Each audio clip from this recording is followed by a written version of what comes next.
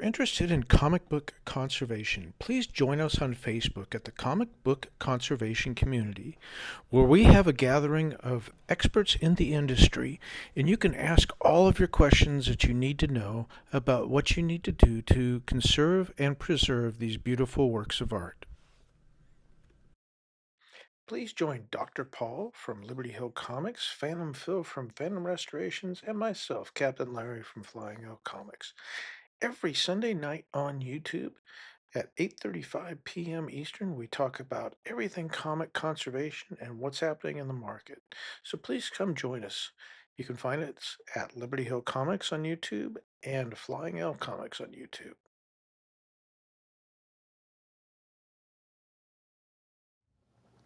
So we have what I would refer to as a big boy book. This is Superman number 8. Anytime you get a single-digit Superman, it's pretty precious, actually. So let's take a look at this before we start working on it. This is the preliminary inspection here. So the first obvious thing we see is a tear here through the cover, but it looks like a fairly clean break. We have a penciled in M here. We're not going to remove that. That will just say it's Providence. Over here we have what appears to be a blown out staple in the cover with a little bit of rust migration here. Staple looks very weak here, if not completely blown. Yeah, okay, let's go ahead and call it what it is. This is a separated cover. Okay, let's take this out of here. We'll look at that in a minute. So, looking at this cover, it's, and as usual, my original thing that I like to say is the camera doesn't always give you a true representation of how brown this is. I'll add some still photos in so you can see, because the digital camera kind of lightens everything, but it is quite brown. So the holes we see here, there is some paper folded over here. We'll fold that back. Here's that stain from the other side, which I said was rust, which I'm just guessing at, of course. The spine is split at the base. There's this piece. This is a missing piece here, so we'll have to rebuild that. We have our clean break here. We have corner fold creases, missing corners here and here.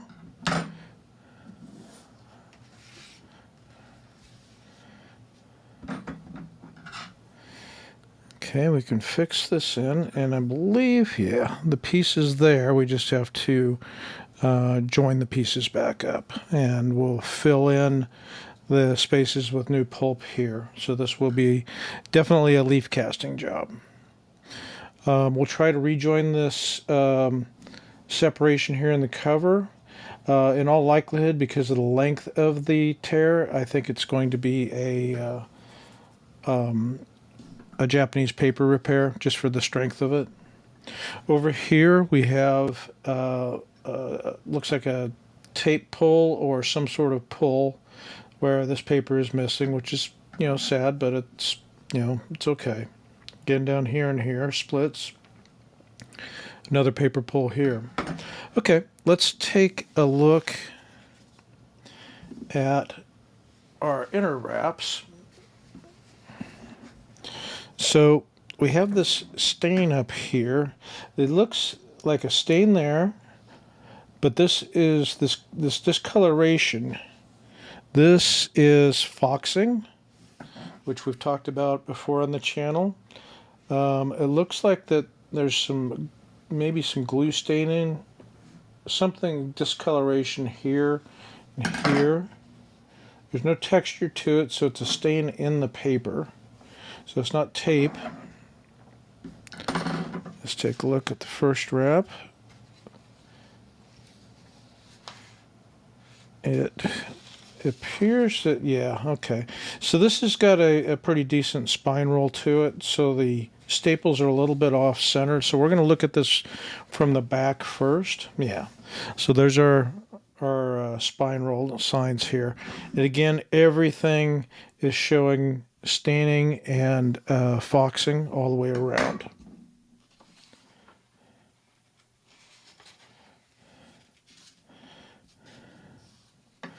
So yeah, and we're foxing on here. I would say every one of these wraps has foxing. You know, people didn't store these type of comic books. Well, they didn't plan on keeping them forever. They were just something to read and toss aside. So anytime you come across one like this, it is screaming for conservation. So we'll continue on here. Looks like there's some sort of stain here. It's got a little bit of texture there. I don't know what it is. Looks like it runs through the pages like something got into the edge of the book. We got corner missing here. And as with everything, we're working our way to the center of the book. And what we want to do is always count wraps, which we'll do in a minute, to verify that we actually have a full book. Because if there's any part of this is missing, then the valuation of the book goes way, way down. We don't want incomplete books. So far, these inner wraps are looking pretty good. It's still showing signs of foxing on every single wrap. So we'll have to remove that. Maybe a little bit of rust in here. Looks like a little spot.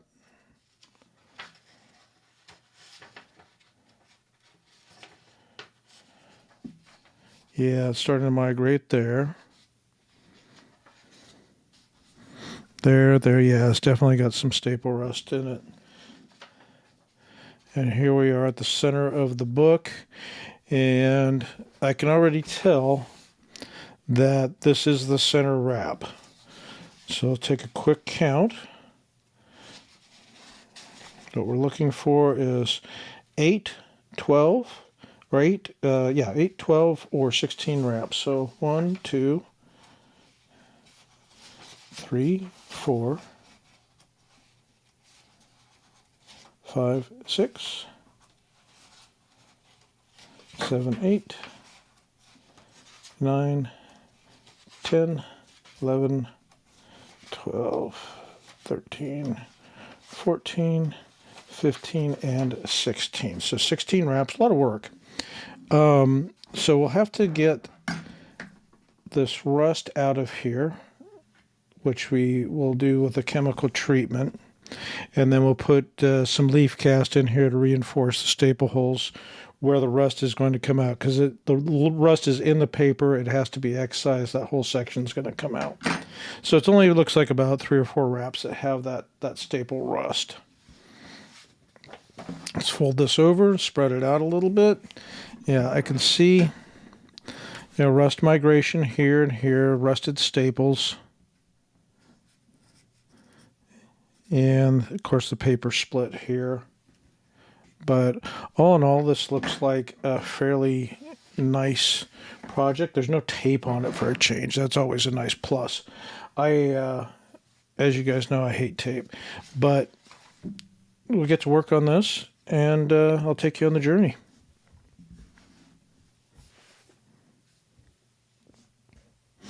Okay, so we're at our staple removal time for the disassembly. I've created my little piece of tape. We're going to put that on the backing board, and then it's going to go into this nice bag. Now, I am using a magazine-size board for this because the width with the spine roll and everything, it's a little bit excessive for a golden age, and we don't want to cause any more stress on this poor book than it's already had. So what we want to do is, let's go find the center of the book again. And because of the rusted staples, I'm not sure what the condition is going to be. So we'll look at this. This appears that the bottom staple is already blown out. Yeah, it's already torn through the paper. It's still attached to the top staple. So we'll start there. What we're going to do is I'll keep my finger down on this so we don't break it. Because I'm looking at the rust around the bottom tab here. It's pretty significant, so it may actually even break. So we're going to be very gentle here. And what I'd like to do is preserve the original staple, and we'll just clean it up and take the rust off. Okay, so I've got that. So what I want to do is I'm going to get a fingernail under here, and you've seen me do this before. What we do is we take and pull out just one leg, and we keep another leg in the book because we don't want to actually tear the staple or tear the paper anymore we have. So there it is. Yeah, these are super thin staples from 1941, I believe. So there's our first staple. It does have significant rust on it. We'll go ahead and see if we can take this rust off. And what's very common in these, you'll notice that the top leg here is shorter than the bottom leg, and that's common just when these books were printed. I've seen this in a lot of books, so I always know the long leg goes in the on the bottom. So what we're going to do is I'll bring this over here, and let's go ahead and move this tape over to this backing board.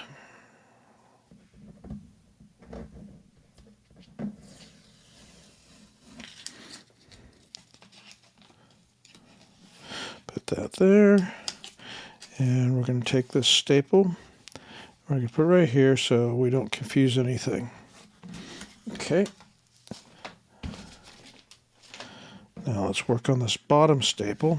So that center wrap should be free now. Yeah, here's our center wrap.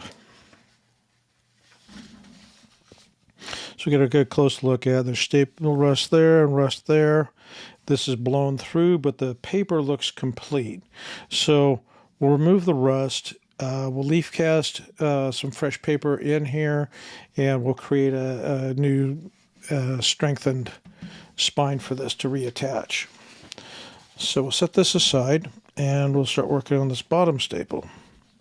So yeah, you can see the rust here is pretty significant. Let's see if I can get a slight, there we go. So we're going to get this underneath. Just gently roll this up, not quite vertical. And this one, be very gentle again. We don't want to break the staple. Okay. And this bottom one has significant rust on it. I can actually feel it. There we go.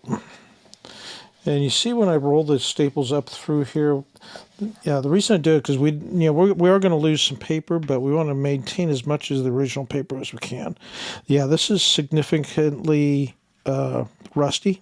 It's hard to see on the camera, but it is dark, deep brown, iron oxide color.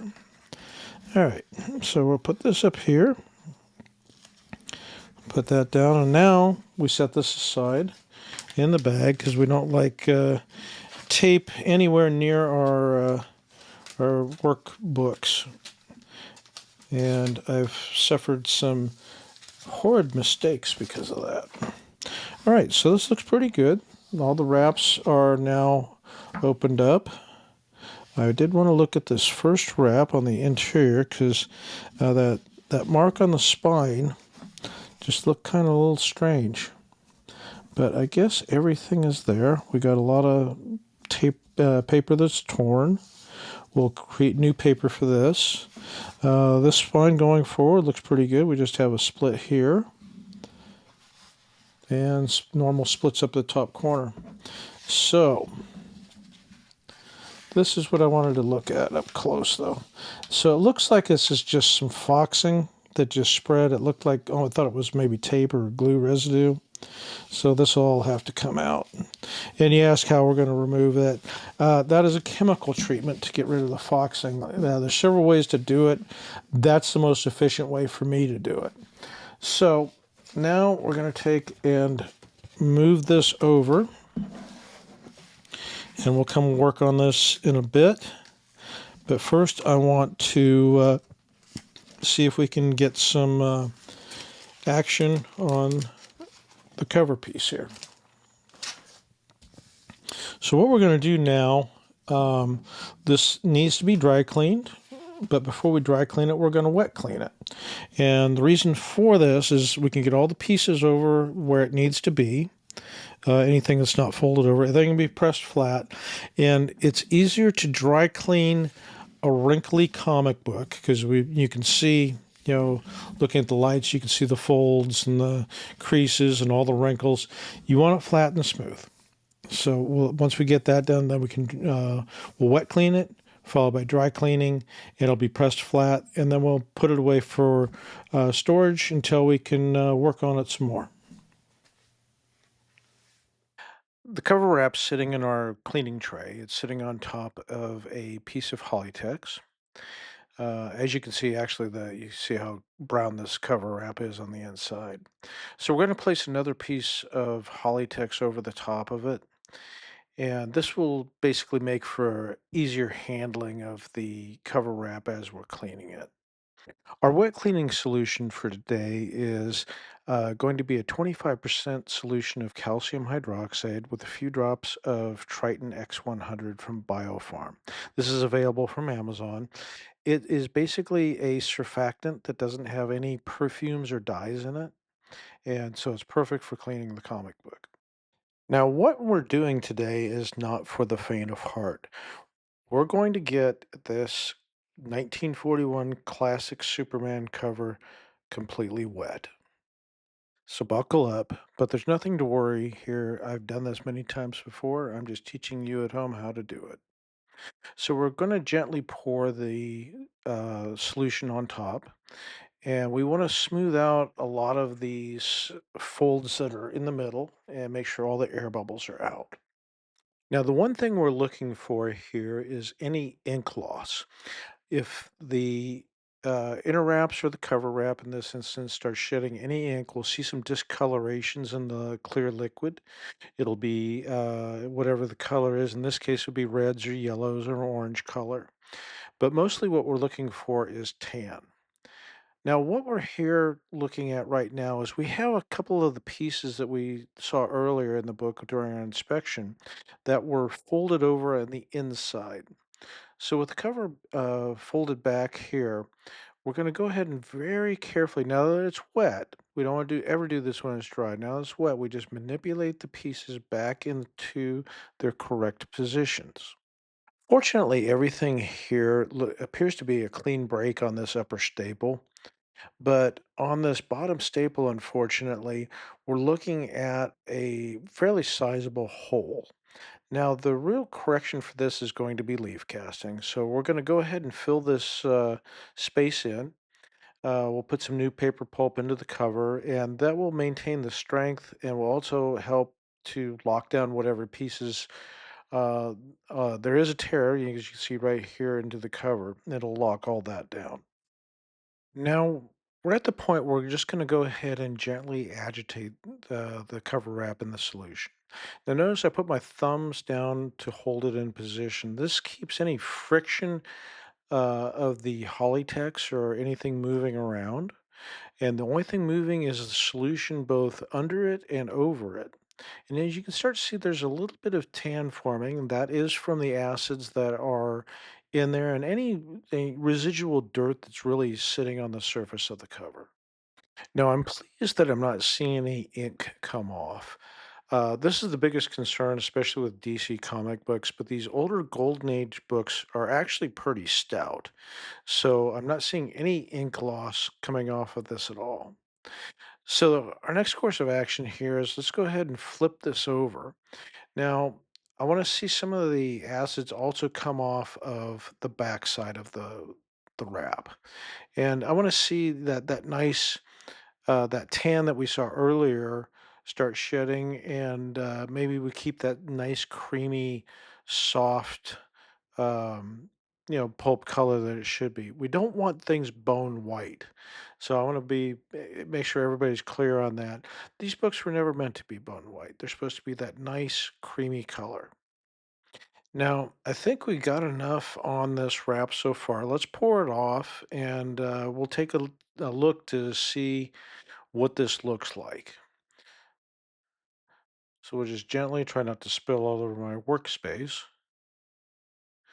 And I can already see it's got that nice yellow tan, which is what we're looking for. That is the acid that came off the book. Here, let me get a piece of paper and put this underneath so you can actually see how golden brown this is.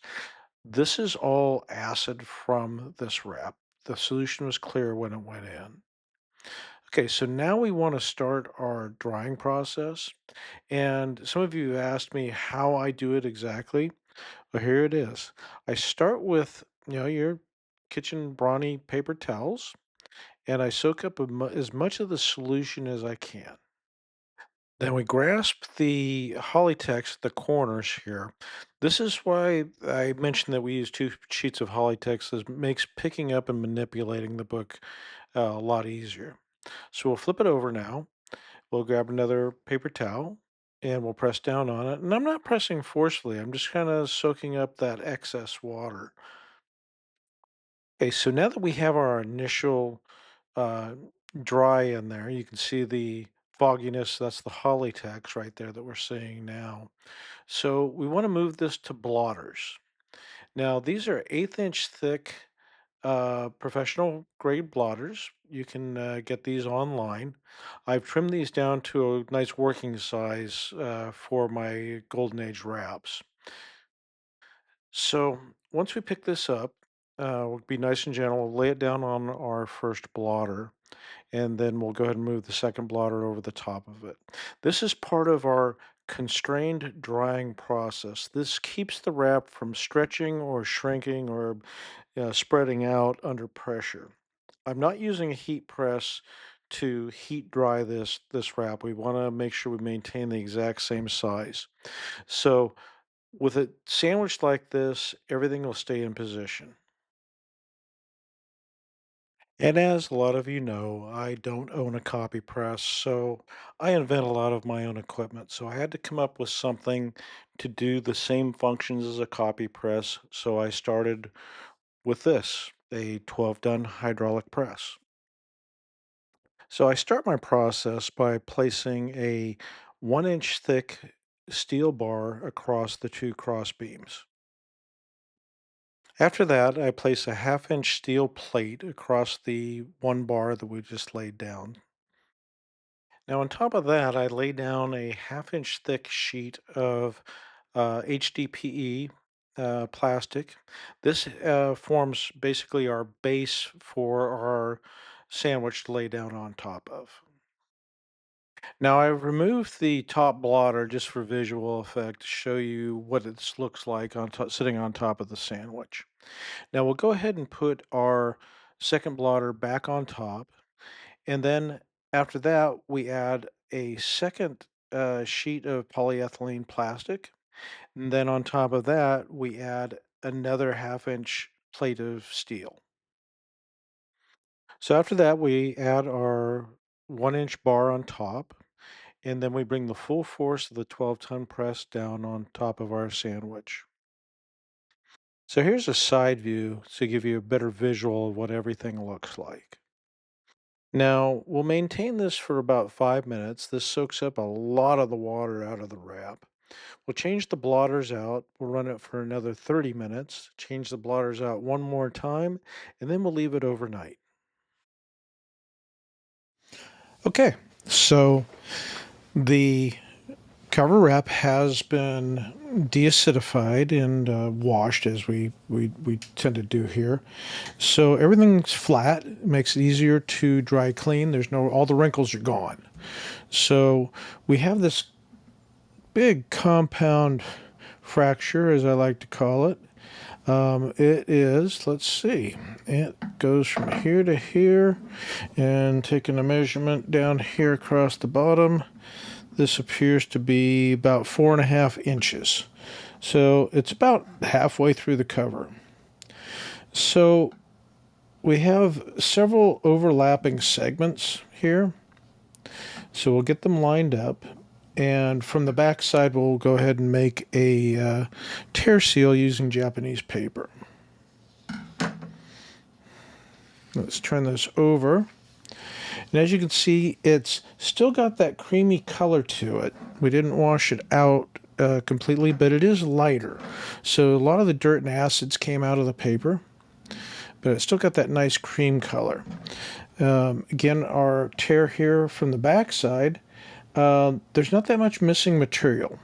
We were able to fold this over. You see a little bit of a lighter area here. That's because this piece had been living folded over there. And all the other places have been folded down. So now the next thing is to go ahead and do some dry cleaning on here. It looks like it washed out quite a bit, but there's still a little bit of residue left of dirt and soiling, so we'll get that off next. Okay, the cover wrap has been dry cleaned. The colors really pop. I'm really happy with everything. We're almost ready to start doing the repairs, but I wanted to clarify something. People ask what we use in cleaning. These are the two favorite items. For doing close-up, white areas like in here, and just on the spine, things like that. I want to be clear. This is not this is a container. It's not an eraser. So we basically hold this over the book and we basically roll it around like this, and we're going to get this eraser dust that comes out, and that goes onto what you're working on. And then it's a very gentle rub like this. We're not trying to destroy anything. We're very careful. It's just nice and gentle. But that is how you use this type of bag. And there's some confusion on this. And I've seen people use this as an eraser. It is just a container. That's it, folks. So don't rub your book with this. Anyway, then once we have everything done, we just kind of sweep it off to the side here, and then it goes off into the trash. And that's about it for dry cleaning. If you liked today's video, please give a thumbs up and subscribe. That way you can get a notification when I have a new video coming out or a follow-up to this one.